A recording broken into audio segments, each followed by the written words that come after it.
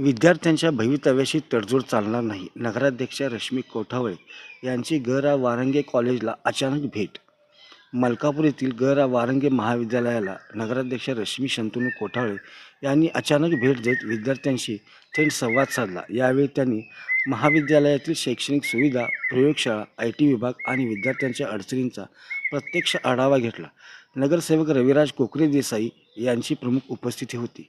विज्ञान शाखेतील विद्यार्थ्यांशी संवाद साधताना अनेक शैक्षणिक सुविधांचा अभाव असल्याचे निदर्शनास आले. विशेषतः IT विभागात विद्यार्थ्यांच्या तुलनेत संगणकांची संख्या अपुरी असल्याचे तसेच वीज खंडित झाल्यास पर्यायी व्यवस्था नसल्याचे समोर आले.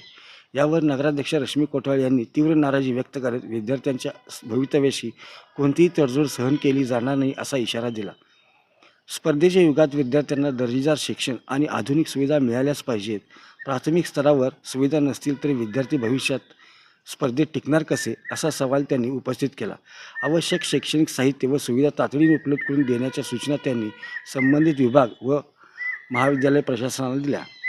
यावेळी प्रभारी प्राचार्य अशोक कदम यांनी उपलब्ध सुविधा, रिक्त पदांमुळे निर्माण होणाऱ्या अडचणी आणि आवश्यक साहित्य उपलब्ध करण्यासाठी कार्यवाही सुरू असल्याची माहिती दिली.